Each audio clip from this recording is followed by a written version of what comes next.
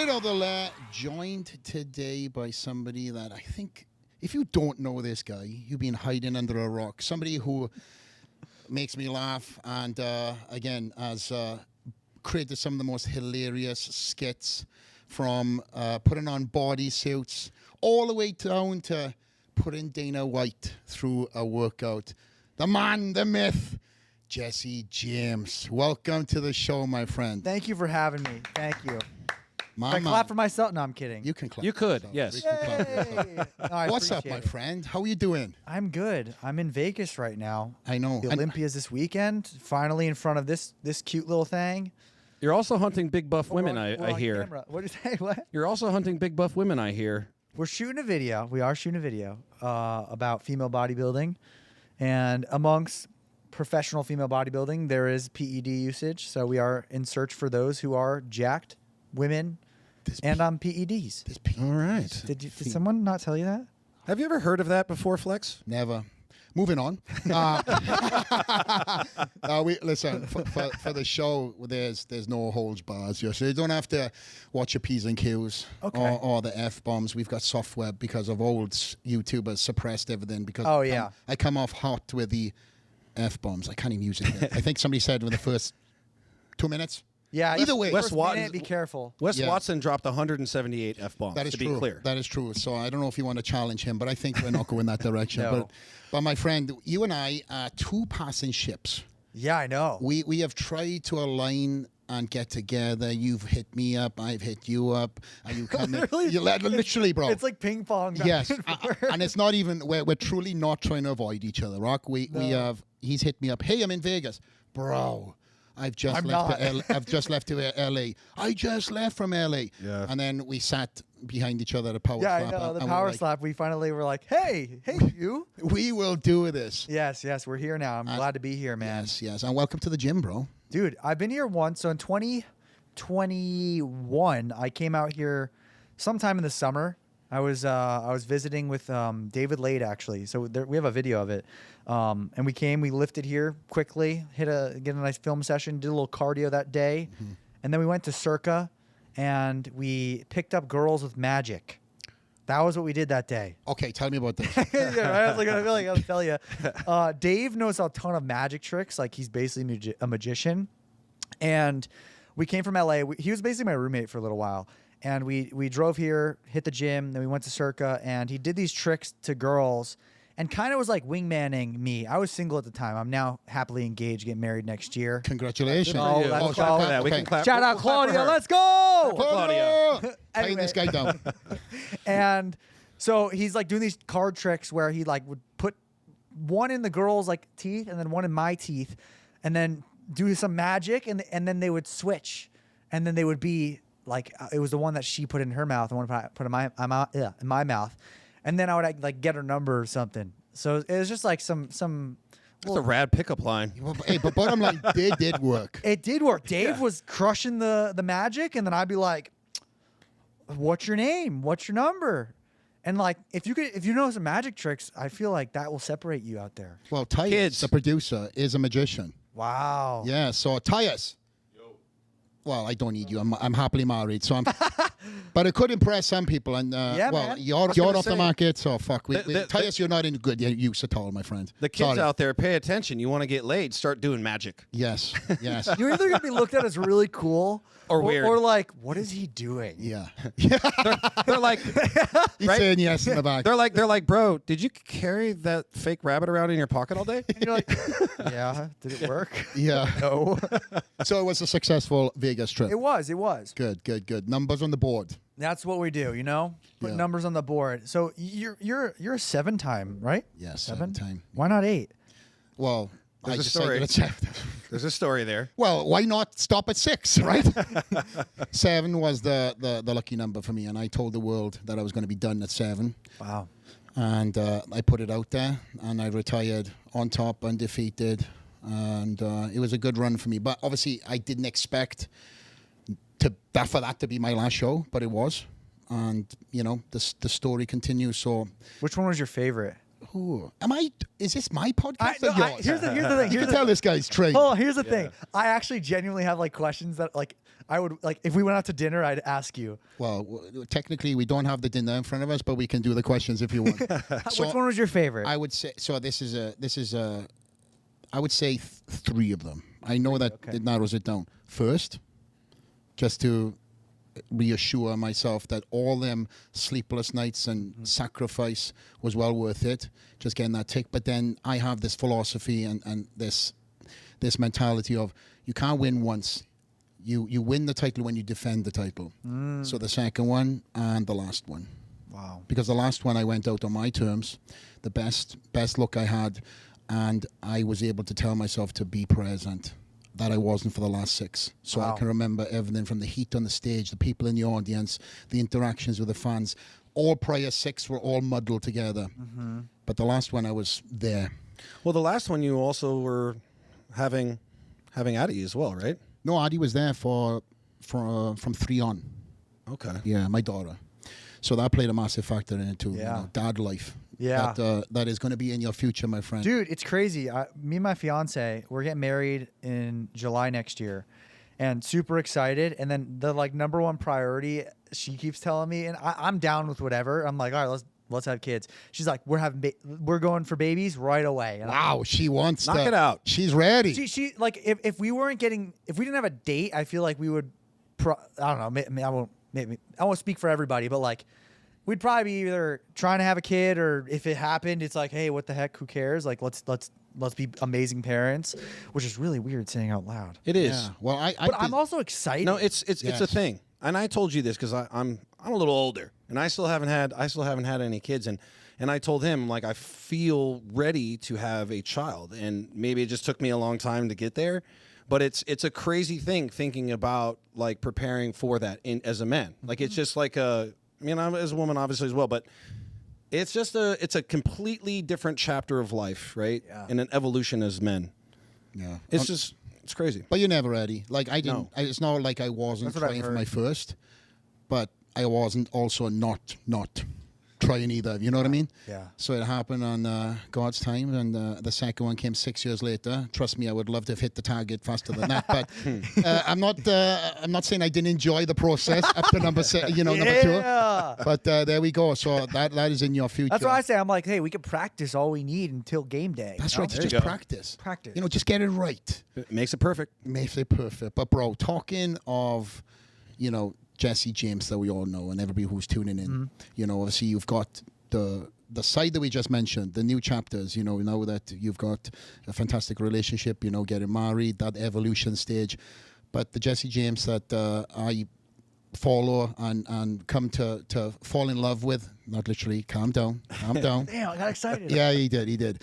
But the guy that I've seen just evolve on social media, what was that? Was that always you? Like, was that confidence always there in front of the camera, or is that something that has evolved over time? It's pretty wild. So not a lot of people know this, only some do. I've been on social media since I was 12. I'm 24 now. Wow. So I started off making lacrosse videos when I was 12 years old under Spartan strings. It was me and my best friend. We just took our iPhones, filmed some stuff. And me and my high-pitched voice, we would do reviews. We would do like product reviews and stuff. Like companies would send us stuff for free. We'd talk about it. We, string it up, try it out. And basically we were like learning marketing from a very young age, which I think this all really helped build my whole like mind from a young age and like molded me. And it got me very comfortable in front of a camera from 12, like 12 years old. Most kids are not making content at 12 years. Maybe nowadays they're a little more, but like especially like 12 years ago. Yeah, no. YouTube was still so new. It was like 5 years old. I didn't look at views. I didn't do any. I just was like, hey, I see people making other lacrosse videos. I'm gonna make them too. Looks fun. And I always had this sort of entertainer personality since I was a kid, where, I mean, I definitely could. I will straight up say like I'm definitely someone that enjoys attention. Like that's what I do for a living. I do things to get attention. and build business around it basically and try to do it smarter and get more and more. And that's just the way it is what social media is. But as a kid, I was skateboarding, I was scootering, BMXing, all sort of like extreme sports from like 4 till probably 12. There was like 8 years of me doing it every day. And it was very much performative for me, where I'm at the skate park and the older skater bros are like, dude, this little guy's shredding. Oh my God. And that must have I must have gotten a lot of dopamine release from that, literally, if you break it down, where I was like, wow, I love when people are cheering me on like this. So I knew my parents knew from a young age, he's either going to go try to be a pro skater, he's going to go try to be a pro athlete, or he'll be on TV. And they were like, that's who Jesse is. And I was very much like a live soul from like a young age. And so when I found YouTube, I kind of just fell into it with lacrosse. And then over the next, let's say 6 years, from 12 to 18, making all lacrosse content, I ended up being like a top player in the country. I was like ranked 37 in the country for my position. So I was top 120 player in the nation. And you know, that was my life for a very long time. And I feel like I also, when I played my sport, it was a performance in a way, where when I was on the field, like I played very unique, where it kind of just like had like a lack of better terms, like a sparkle to it, you know. And when the crowd cheered, I loved it, you know. and like that's the other teams like shit, and then our team's cheering on. Like I loved that aspect. It wasn't even the fact of like scoring the goal that was awesome. It was just like the craziness of getting to that point to then score the goal, and then the crowd going nuts. It was kind of like the engulfing of like the theatrics of it. And I've thought about this a lot, because I'm like, why am I like this? Why am I, you know, like very like out there in the way I am? And I feel like that's where it comes down to. I've always been sort of a performer, and even my mom would always say like you like, if I was, let's say I had some games where I wasn't playing well, and she's like, just go out there and like, just put on a show, like just do your thing. Like, and I remember a coach one time came out to me, he's like, dude, just don't think, just have your swagger and you're good. And very like daddish to say like, go have that swag, man. But shout out Coach Brennan. There you go. You know, but he said that to me, and I remember I was in a rut for a few games, and he said that, and I was like, you know what? Like, let's just go perform. And it's not even about, I want to go be better than the next guy. It was just perform. And that just made me the best player on the field that I could be. So when I got into YouTube and filming, it was very much a similar vibe, where for me, this is like a performance. And as much as I am me, I'm very much me off camera as me on camera. Like it's maybe a little amplified, because I'm just having fun. Like when you're at a water park and you're having fun when you're a kid, it's almost like I get that feeling when I'm filming or traveling and doing this stuff, where it's kind of that excitement of like, let's go try that thing, let's go do that thing, come on guys. Like I literally have that like kid in me, and I feel like filming and doing what I'm doing allows that like inner child to play. And with all the creative things that I've done, pulled off, or plan to do, I really get to fulfill that inner like theatrical Jesse. And I always say, I'm like, if I wasn't playing sports, I would have been in theater. And I low-key, one of my biggest regrets in high school is not doing a play. I don't think that's something that you cannot not do, to be truthfully honest with you. With the evolution of you, I think you should tick off all these bucket list things. Mm-hmm. You know, if you have that burning desire to get into theater at this point, I think there's a lot of people that would love to have you on that stage. It would be awesome. I think about it often. I'm like, there's definitely, whether it's going to be. That's still a pathway if you want to take that. Yeah, I think for my future, it's like, right now, this era that I'm in, I look at everything as sort of like a chapter or an era, and you build your way through this era, and if you allow the universe to sort of guide you and let it take you the right places, and not think like, I have to go this one way, which is why I've gotten where I am. Like I allow the world to sort of just kind of guide me to like this destination that is unknown in my head, at least. You can then step off that path. It'll lead you right next to that path that's going to take you to the next one, and then the next one, and the next one. I feel like I'm in an era of, right now, my intuition knows that like YouTube is my era right now, and I'll probably always make videos because I thoroughly enjoy it. But when that path leads me to a point where I'm like, it's time to step on that path next to me, I will do it. And like, whether that's going to be a business or it's acting or trying theater, literally, I don't know what it is. And I'm not going to predict it. I'm just going to let my world guide me there. I think that's when, like, if you don't fight that path and you let the world take you to where you're going to go, that's where you can evolve into the next era of yourself. You know, like for you were bodybuilding for a while, and then that path, it's not that it led to a dead end, but it led you to the next path. And you make that choice, you step on the next one, and then you lead it to the next one. And I feel like that's where you see people do so many things in their span of their careers, which I think is awesome when someone does so many different things. Like, you've done the bodybuilding, you've done the business, you do the podcasts, you sing a song, like, I don't know, anything in the world. I feel like if you feel like that's your intuition and your soul sort of puts you there, and that's what you're like feeling is the right energy, it's always worth pursuing and seeing where it takes you. Well, you're known for your high energy, hence like why you've just spoken and said so much in the last 10 minutes. I know, right? dude. It's amazing. You're doing my job. But I think sometimes I'm like, am I speaking too much? No. Trust me, it's incredible.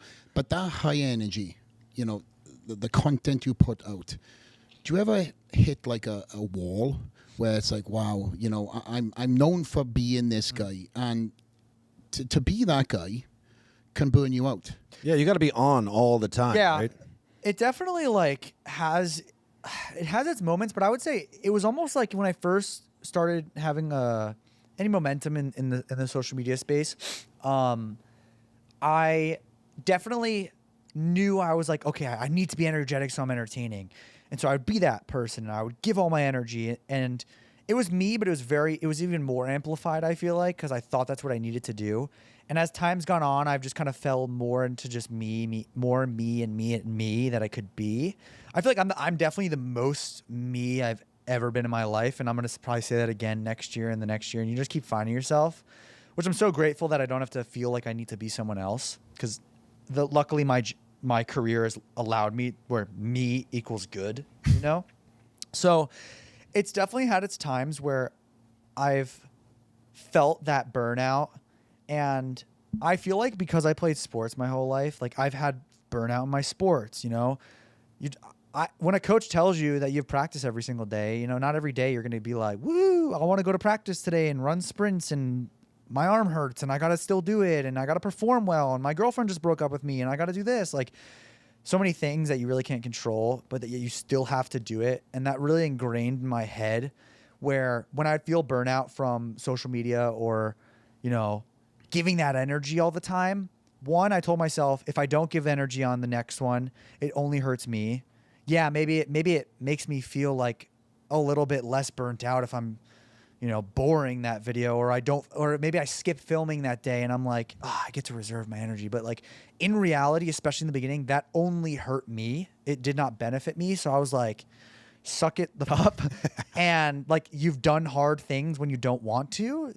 Just do it. And I feel like there's this curve of burnout where you push, you get burnt out. And regardless if you take time off, this is my experience, not talking for others. Regardless if I take time off or I push, the burnout subsides after a certain point of pain. Like, you get like so much pain. There's been time where it's more pain than others. Like, I'm like, holy shit, I don't think I can do this. But then you keep pushing for another week and you're like, okay, I survived. What is pain in your eyes? I never really thought about it. I feel like there's like an emotional like weight of if I ever get burnt. I haven't been burnt out in a little while. I've been burnt out in like more of like a managerial way than like filming. Like, I don't have the right employee working for me anymore. I got to figure this shit out. That's like business burnout, and I get that. What about creativity, right? Because you come up with so many ideas all the time. So yeah, it's the same wave, right? Where you kind of have to. It's like the bell curve, basically, is the proper shape of the wave.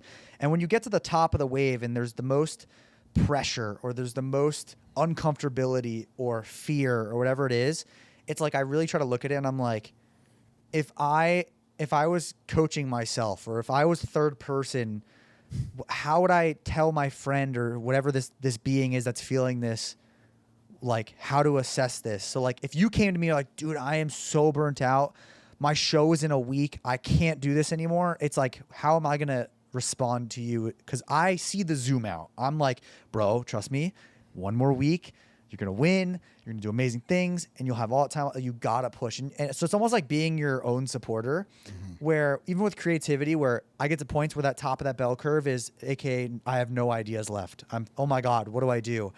And it's one of those things where it's just, you have to just keep pushing the pedal, keep thinking, keep trying, you know, and sometimes pushing the pedal is taking the day off and that, cause that's uncomfortable to me. So that is also pushing into the pain of like, cause I'm almost more comfortable I'm like, no, I got to solve it. I got to figure it out. What's the next idea? Where it's like, almost like that's the equivalent of doing cardio for like a prep where the cardio is the pain or whatever it is. Where me stepping off the brake is adding in more cardio for that to get leaner or whatever that might be. I hopefully that makes sense, but it's like taking a step back can be really difficult because I want to go, where that's just as important to make that bell curve go back down as pushing more. So it's like assessing what is needed. How are you going to treat this wound at that moment and pushing past it. So if you're a bodybuilder, you know, and you're not lean enough. You got to do more cardio. You got to do whatever you got to do. Maybe you got to train longer, whatever it might be. It's like realizing that you have to put that little bit extra in and just being like, okay, yes, it's painful. I'm going to do it. Or if it's a business and someone just quit and now you have to step in and do that role. It's like the same pain point. Okay, I got to push this pain a little bit farther and then it's going to go back down because now that job is finished. Now you're a little bit leaner. Now the video idea is there. It's sort of like, you're describing. I mean, you're also describing, you know, discipline and delayed gratification, and then maybe that's what got you into working out, right? Because it's like it takes time. You got to be consistent. You have to keep at it, and no matter what happens, you know, you don't want to work out every day, right? You're tired, and you push yourself, and you get in there, and it sounds similar with what you're doing, right? And it's discipline that just pushes you forward past the pain. And I think that's why a lot of people can have short careers on social media is because they don't realize that like there's a pain that, or whatever the uncomfortability, whatever you want to label it as, there's this thing that you have to push past.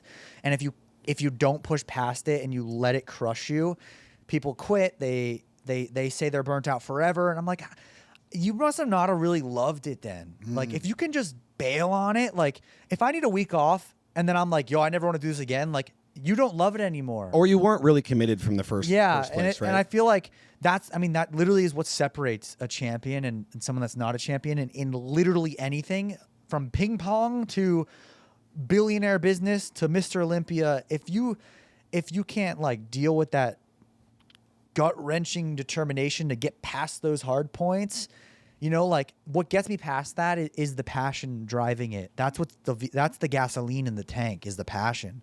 I'm just pushing the pedal, but the passion is what always has taken me, and that's always why I have the high energy, and it's always why I'm, you know, enjoying it. Yeah, I sometimes film when I don't feel like it.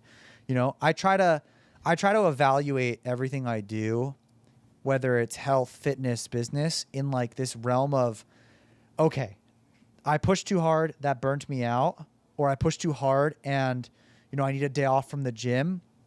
And I'm like, okay, what can I change in this system that I've just done that's going to prevent that from happening? And I feel like that's where you can build longevity in whether it's sports, business, or YouTube, where everything's a system, you know? You build your teams, you build your business systems, and if you're not evaluating them, it's going to crumble and you're not going to go anywhere with it. But the mindset, and I wanted to bring this up because me and Flex talk about this all the time. You know, even this week we've been talking about it quite a bit because, and I'm not going to name names, but you know, there's guys competing in the Olympia, and Flex is just so ingrained and understands and you know and works with a lot of, you know, has these conversations with people where he immediately will be like, I don't know, this guy's great, but like I just don't think he has the mindset. And we're already talking about somebody who's number 3 in the world, right? But there is that big difference from getting number 3 to number 1, right? And I think, like you said, like anybody who becomes a champion has to be a master at hardening their mind and moving forward, whether it's easy or not, right? I think it's years of just doing really hard things. I mean, I'm only 24. There's gonna be more hard things that I face. I've probably yet to face my hardest day ever yet. Dad. What's that? That dad hat is coming. Yeah, and when that happens, like, dude, That's a fun day. I'll swing and hit that shit far. But like, it's just a mentality, and I feel like this is why even when I'm hiring people, and the reason I talk about hiring is because like that's been like the past 4 months of building a team, that's building more systems of my team. You can tell who has done hard things or who's been an athlete or who has like committed themselves to long-term goals, because people just crumble after like a month or two of you put any pressure, like, because obviously in the beginning you got to learn a lot working for anybody, which requires a few more hours, requires, extra paying attention to detail. And if you crumble under that, it's like, I'm like, you must have never done something for a long period of time that's been hard with delayed gratification. And that's why the gym, like a bodybuilder is a great case of someone that's seen a goal and was like, I'm going to be in pain for the next 7 years until I hit this goal, or 10 years, it's like stuff takes a really long time. And I feel like that's what separates people from being good versus great. On the note of bodybuilding, you done your first show. Did. And you created so much content around it, and you filmed additional content whilst prepping for that show. How hard was that, and what lessons did you learn from doing that show? That's a good question. So it was very difficult. We shot 8 prep episodes, including the show. Potentially 9 if you count the announcement. In a matter of like 15 days, we shot and edited them. It was crazy. It was a matter of 21 days because the show day took a week to edit. I want to take my time on that one. And then during the prep, during like my last 30 days of prep, I shot 3 other YouTube videos that were already planned, like well in advance. And I'd say what I learned is like, bodybuilding is so hard. And it's why I haven't competed again yet. Like, I'm not saying I never will. I'm sure I will step on stage again and get that itch. But I'm definitely being patient of when I want to do it, because if you do it right and you do it and you're really pushing yourself to actually get to like very lean levels and really trying to showcase yourself the best you can, it's so mentally exhausting and emotionally exhausting.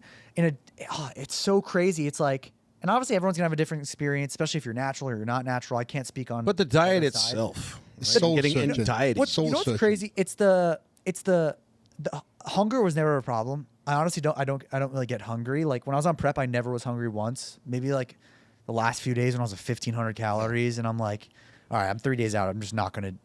I would love to have a snack, but I'm 3 days out. Whatever, I won't do it. But it's like, it's crazy because if I were to do it again, there's so many other aspects of life that you have to like almost like pre-plan of, okay, now that I've done it more right. The first time I did it once where it was like a 2-week crash prep. That was just like kind of for content and like to see if I would even enjoy this. Mm-hmm. Second time was much more like legit to a degree. But now if I'm going to go into this, I'm like, okay, so now I know it's going to affect my relationship. The first one was 2 weeks. Anyone can do anything for 2 weeks. It's whatever. The second prep was like 8 weeks. So it's like the last 4 weeks really affected my relationship. Like I felt nothing. Numb. like my fiance, and you didn't tell her that, did you? Not like that, but I would tell her like I would just be like I feel nothing. Like I literally, not happiness, not sadness, nothing. It's crazy. Emotionless. Yeah, and I'm like, and so going into that now, it'd almost be like I would have that in my mind, knowing that, and I'm like, okay, I need to make sure that I pre-plan and know that, like, okay, I want to make sure I still prioritize these 3 things, even if I can't feel anything. I want to make sure, because I obviously do care about this woman. I want to make sure that we have, maybe the one cheat day I get needs to make sure it's a nice date. I need to make sure I'm getting her flowers, a reminder like, hey, I'm suffering, but I care for you, and I know I might not be the same person as I normally am, but like just keeping those things in mind going into like another prep would be really important, because I remember the one moment that was really tough. We were laying in bed, and she's like, I just feel like you don't want me at all. I forget the exact words. It wasn't, she's like, I feel like you don't have that like connection to me right now. And I was like, babe, it's not even like I don't have a connection to you. I can't feel anything. Like it's not personal. It's not like, if I wish I could tell you that I don't feel that way. Cause I'm like, I just feel empty. You don't even have the energy to explain. Yeah, I was like, I have no words. Like, I'm a corpse right now. Like, it'll be over eventually. So, and she's never dated a bodybuilder. This is the first time she's ever been witnessing her significant other on prep. So like if I did it again, I say we because it's kind of like a we thing, you know? It's not really just like a me. It's everybody around you gets affected. And if you don't know that going, like if it's your first show, you might not know that. And I think knowing that there's so many other elements of life that you need to sort of just with not emotionally make these decisions to act differently, but like pre-plan the date night, pre-plan knowing that the flowers need to come, and pre-plan, okay, every Monday I'm going to call my mom and dad and just at least thank them for pushing, like, you know, keeping them in mind and stuff. Whether you feel something or not, I feel like it's almost like needs to be included in the prep. Like, okay, 3 weeks out, we're going to have or maybe your coach is like, hey, in 2 days we're dropping carbs. The same thought ahead of time needs to be like, in 2 days I'm going to get my fiance flowers to remind her how much I love her. Like, I feel like that would get be ahead of the game. Yeah, because if you're going into that and she's breaking up with you right before you're about to do the competition, that's going to ruin everything too, right? It's like if you're going off of intuition and your emotion, it's like there's a lack there, so you're not going to have that intuition of, I want to go get people. I want to remind people that how much they mean to me. It's like hard to think that because you think nothing. So what I'm saying is what I learned was it's so much more of an emotional journey than even just physically. And I think what separates someone doing it more often than I have and someone doing it at the highest levels is they find a love in that journey and something beautiful about it. And not saying that I didn't find any enjoyment, but it definitely is like either I need to like figure out the prep and learn that enjoyment, or maybe I'll be truthfully, I don't think I'm not cut out to be Mr. Olympia. Well, listen, I can tell you this.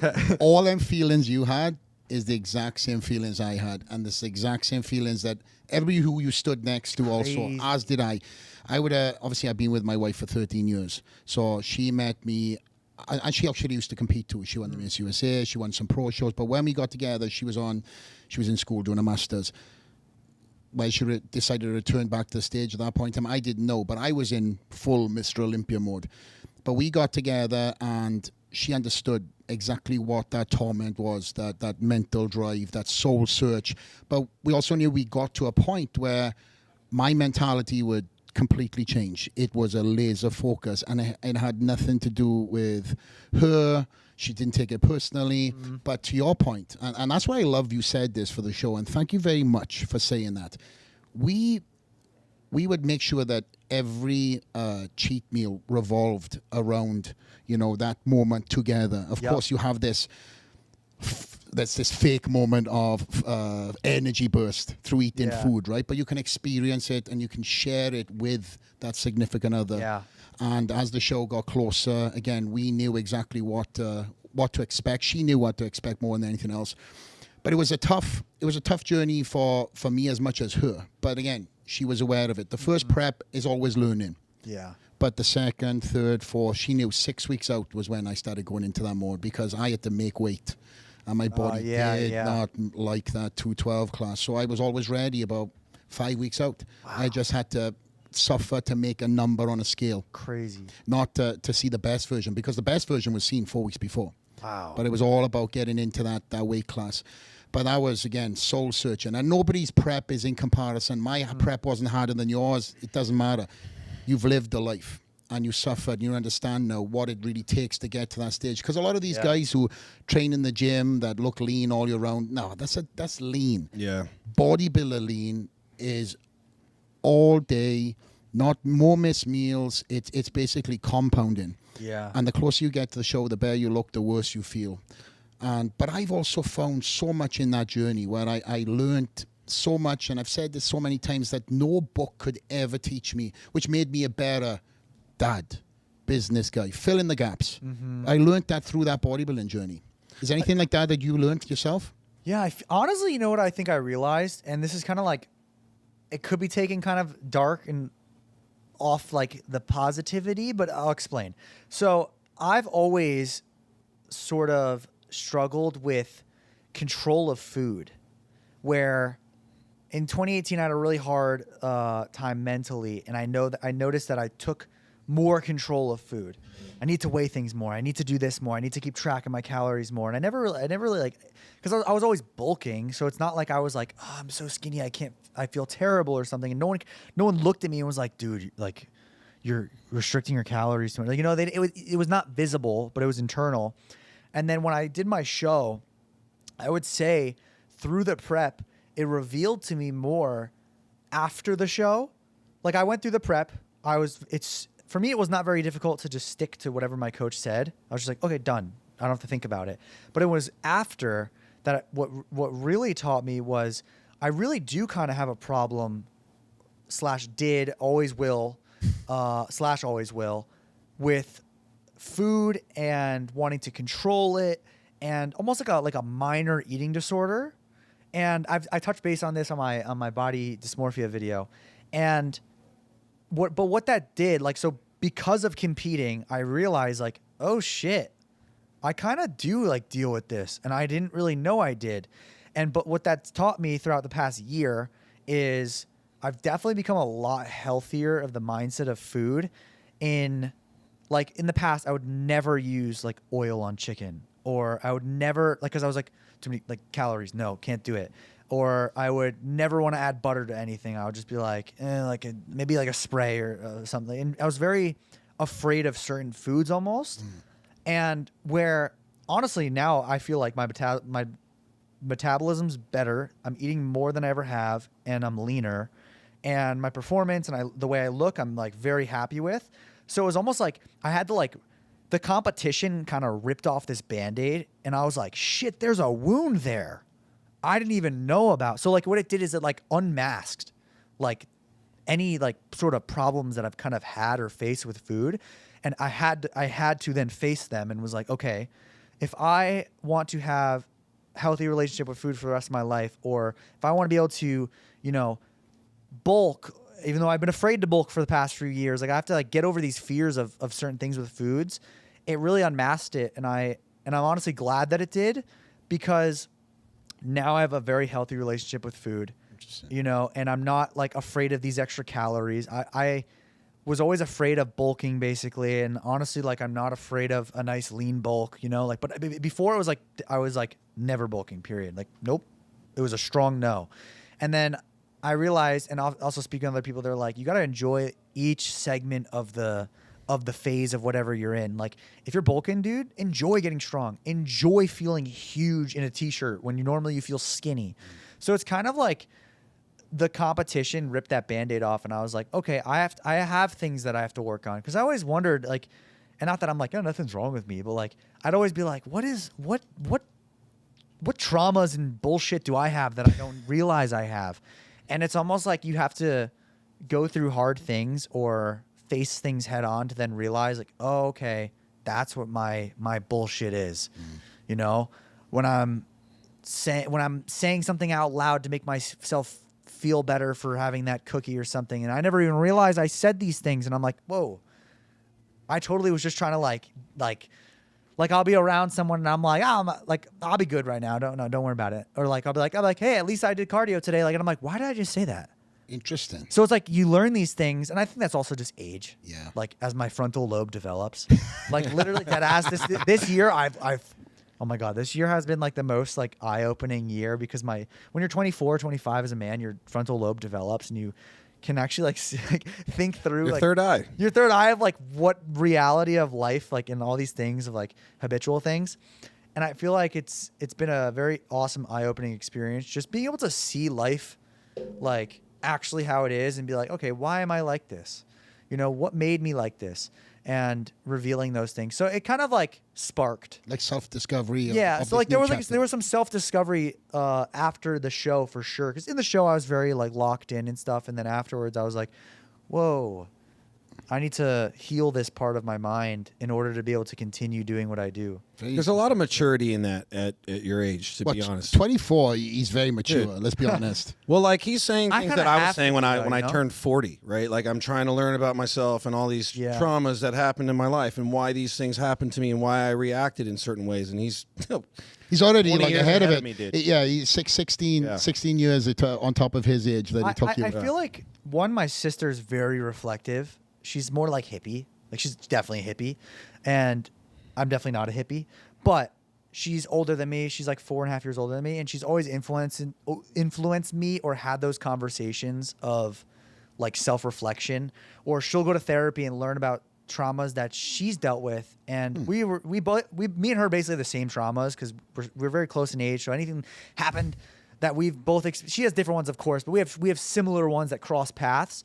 And she'll explain like, yeah, when we grew up and this, and because this happened, and like, we both, like, I think like this, and I think that relates to you. And I'd be like, oh my God, that makes so much sense of why I always make jokes after bad things happen, or like stuff like that. And there's a lot to learn. I definitely should. I say this every time. Like I would love to go to therapy. I just don't put the time in to find a good therapist. One day I will. I know I will. But like, I'm very curious. People don't really know this because I'm not on podcasts all the time. Thank you. But I don't have them all the time. But like, I am very infatuated with like almost snowball effects of how when you're younger things affect you when you're older, and trying to discover them. Like I thoroughly have a great time talking about that with people. Like this conversation, like we talk about it a lot. You know, and like truly trying to understand why the hell I am the way I am. Yeah. And not that I'm trying to change it or anything. I mean, there's definitely obviously aspects we'd all change in different ways, but it's more of just It's just understanding is very interesting, of being like, wow, that's why I do this. This is why I do that.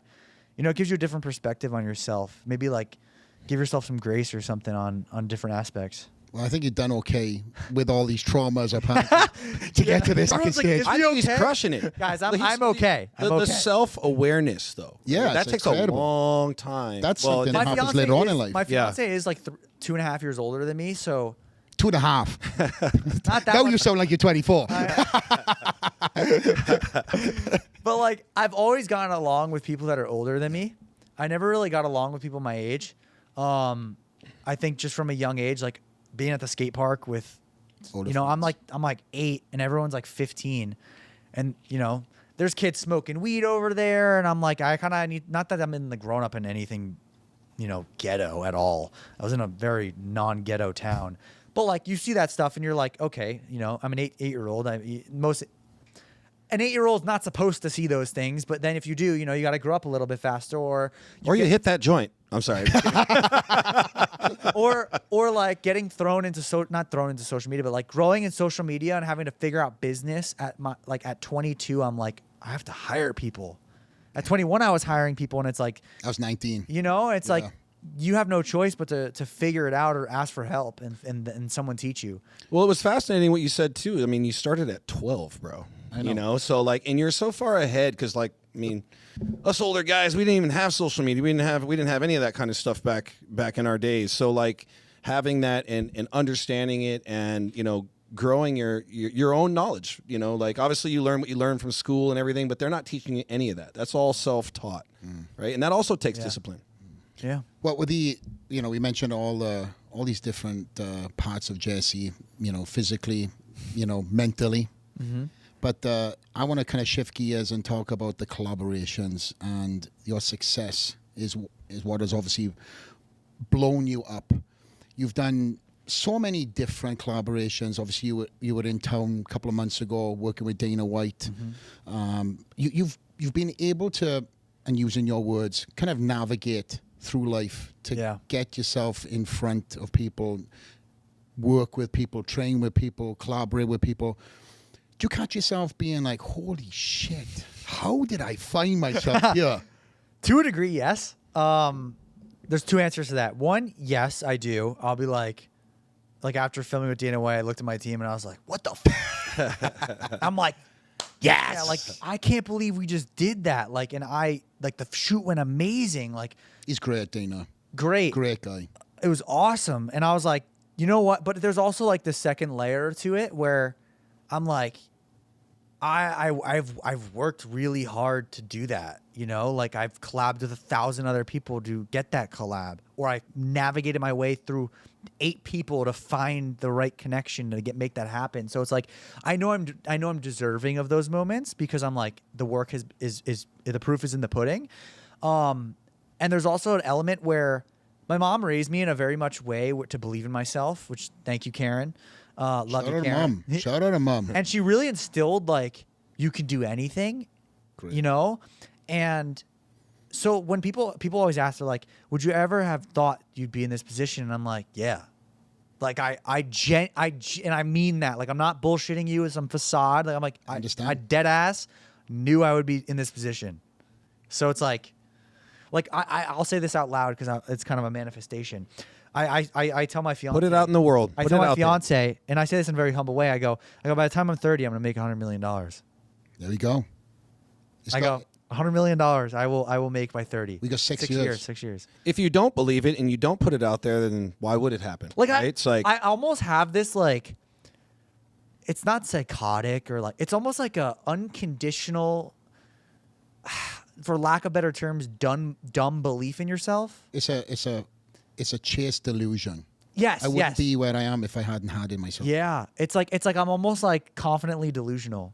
all the successful like, ones, you know? that's where they are. They're in that manifestation. They're seeing that dream coming into reality, and they believe that they can get there. It's like, if you can't believe it yourself, why would anybody else believe it? You know, and what's going to drive you to go to the gym when you feel like crap, or whatever you're trying to do. You know, we were talking to James Hype, like, making tracks when you're in a bad mood and you got to come up with something happy. You know, it's like DJ in front of 5 people to 15,000 people. There you go. Yep. He had that delusion that he was going to be, the best DJ. Yeah. And now he's gone from, like I said, spinning in front of 5 people to being a headliner in Las Vegas and one of the most hottest DJs. But you can say that about Elon Musk, Steve You have to Jobs, be all willing to these suck guys. at stuff. But you also have to put in the work. Oh, 100%. You talk about, your Elon Musk story of him sleeping under the desk at the office, right? He was leading from the front. And that's what you got to do. You got to lead from the front. You have to have that confident delusion. And with me and my teams and all my employees now, if I wasn't doing what I'm doing, then how can you motivate your staff to do so too? Putting in the unseen hours. It's like you're going to ask your editor now to flip this video around fast within 24 hours when, you're going to go ahead to the hotel. No, you're probably there with him. I like this. Change this too. I've put them hours in, but I call that the unseen. And a lot of people only see the success. Oh, I can do that. No, you can't. What you have is a talent, and you've been able to make that talent even just much more bigger by just digging deep, doubling down on your craft, because you, from a very young age, you knew you had some sort of gift, right? It was entertaining the crowd. Yeah. And that has transitioned now onto YouTube, and it's going to transition onto theater, and it's going to transition into your bank account. But again, you've got to put it out there, and you've got to have that self-belief, because nothing can stop anybody if you have that mindset. And I've been around guys who have said these things to me, and I would say if it was said that 90% of people, and actually I've been in rooms where people have said, I'm going to do this, just like you've just done right now. And I hope this happens, because I've got this clip now too. I love it. And also I'm going to take a percentage of that too. But anyway, that's beside the point. But they've said in the room that this is going to happen. I am going to do this. And it's so delusional, and it's so lofty, and it's so high bar that everybody is like, nah, that's not going to happen. Yeah. But the people who believe, you got to keep them around. Yeah. Because the ones that are around you in that circle are going to get into your head when you're having them down days. They're going to be around to say, hey, Jesse, come on, let's dig deep. Because sometimes you can't always lead from the front. You can lead, but you need that guy, that girl who's behind you to give you that little push, that emphasis to say, like, hey, you're on the right track. The groundwork's done, though, right? Like, I mean, he's been living and, walking that path. I mean, the kid's 24 years old. Yeah, you got a whole life in front of you, bro. So who knows where you could take this thing, man? Honestly, the world's your oyster. Yeah. I wish I was 24. Yeah. What would be, if you could tell your perfect story, right? You come into the end of your life, or just say you're 40, like me and J-Rock. What do you want to have achieved aside from the bank account? Yeah. I think, honestly, I'll say with the bank account, it's not even that I want the money. It's more just like, I know that that's such a crazy thing to be, like, what is that, like 0.0001% of people could do that? I mean, there's people that are even more rich, but it's just like the difficulty and like how hard that will be, and like how you have to be delusional to be able to pull that off is why I want to do that. Like I've always say, I want to be rich from the great things I've done, not just be rich. I love that. Like I want to do such crazy shit that it makes me rich, and that's why I'm rich. And the ending thing, I think I'd want to leave if I'm like a extreme old man. I'm imagining myself like, sup guys. I can't ever see that voice coming out of him. Though. No, so I feel like I'd want to leave a legacy, not just to everybody, but like, I feel like, and this is why what my driving force is, and I've thought like with self-reflection, but almost do something so amazing and so big that it can truly take care of my entire family head to toe. And like I've hit a point of success where it's not really about me anymore. Like I don't need any more for myself. Like I'm good. It's about, okay, if I want to take it up to the next level, one, it's an achievement. Two, I will be able to cover everyone under my family, my sister, my mom, my dad, you know, my fiance, anyone in her family, and like transform their lives.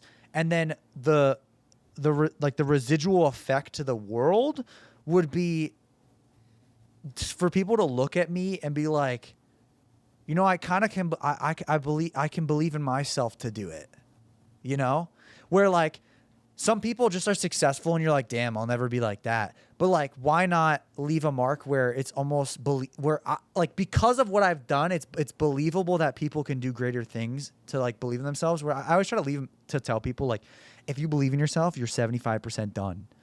And there's the 25% is just doing it. Like the belief, if you don't believe, like don't bullshit me. Don't lie. Do you actually head to toe? You're like, I know this is going to happen. Cause I meet people at meet and greets and they're like, dude, I'm going to collaborate with you. And I can like some people I'm like, yeah, no, that's awesome to hear. Thank you. Like, I wish you the best. I really do hope they do. But I can tell I'm like, they weren't really truthful there. Well, dude, I'm going to collaborate with you. But like I saw it at Power Slap. But then you see someone like in their being and they say it and you're like, I believe you, you know? And I'm like, yeah. It's an aura. It's an awesome aura. So I'd love to leave more people with that, you know? And who knows what it'll be? I can't really predict what the end will look like, but I definitely want to have made it. And I know this answer is very long, but I would want to have made all the people in my life very, you know, reap the like. I look at it like this: if I'm so and so rich, in whether it's the future now, whatever it is, why I'm not rich unless everyone around me can like not reap the rewards, but be taken care of and like. It's hard to describe. Maybe there's something in me that wants to just. That's my love language. Is like taking. I want to be able to take care of you. Like anything ever happens, like come to me. Like you're in my tribe. Come to me. There's no like awkward feeling there. And I feel like there's very few people that are in my life like that. You know, like the ones that have never once ever looked at me and been like, whatever. Like he made it. I feel like shit about myself. Like it's my close family and like a friend or two. Honestly, it's like one true friend. He knows who he is. And not an ounce in his soul has ever come off in a bit of jealousy or anything. And it's like, that's that characteristic where my family's like that and he's like that and my fiance and her family. So it's like those people, if I'm succeeding, I want them to be a part of the reap of the reward. And whatever that entails, you know, like not that I'm just gonna be like, hey, who wants some money? Like just knowing that like if there's ever a health problem, like no doubt I am there to help, you know? And that's kind of like what my world will be. And I mean, eventually kids will be in there too. And like, and maybe grandkids, like just kind of that generational wealth and like just well-being as a tribe. And I use the word tribe because like I put my best friend in that with my family. And like people say, like, you don't need to be blood to be family. And to be in that tribe is like, you have to have that trait of never once batting an eye at my success, never once feeling threatened by my success. And it takes a true person to be like that, because I would be like that to him. He has a great job and like he pursues music, and I'm like, the second you like, I'm there for you, you know. And it's like I that is so rare that I'm like, whatever success I have, I want to be able to take care of those people, because that's like shit that doesn't really happen. Yeah, you know? that circle over years. You know, there's a saying, I'd rather have 4 quarters than 100 pennies. And that has really turned my kind of mindset more recently than ever, because obviously when I had that success on the stage, I had everybody around me. And then when you kind of move away from that and you retire, you know, you realize who's still calling, who's still pouring into you, who is wanting to be there because And when you're you failing, are good, as well as that too. That's the real tell. When you're failing. And I know who was there Yep. and who wasn't there. And anybody who's come into my life, you know, at different chapters too, I know who is there when I can call at 4 a.m. and be like, yo, shit's hitting the fan. You know, I need you to, you know, help me pull my laundry out and put it into the washer. But anyway, that's another story for another time. But the bottom line to everything in life is that we're all trying to chase happiness. Dude, I don't know why I was like, those words were in my head right before you said it. And as you started saying it, I was like, I don't know, like I feel like our wavelengths just smashed. It definitely did. And I feel that energy, as I've done with many, many things that you've done, my friend. And in wrapping up this podcast, because we've been on here for an hour, believe it or not, and I didn't feel like it's been that long, but I want to thank you for jumping on. I know that you're running around after female bodybuilders and I don't want to stand in the way. For a video. I don't want to stand in the way of any female bodybuilders, but you know, your boy has already lost one arm wrestling match, and somebody apparently was super pissed at him. So hopefully she doesn't turn up at the gym today, because I don't need no animosity.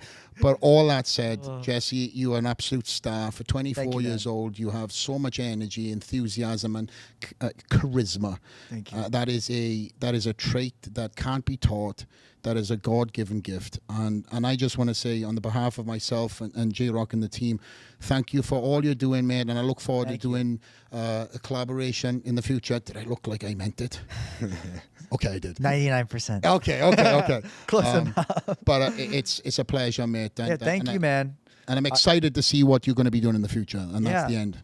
I appreciate it. Thank you for having me on. Thank you for your guy. I thank you for always trying to get me to come do stuff. I appreciate that. And thank you for trying to get me to do stuff as well. Yeah. The other side of the front. But is there anything else you want to wrap up? That's your camera down there. If there's anything you want to say, that's the end of the show.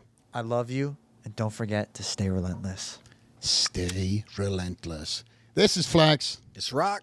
Jesse James. We are out.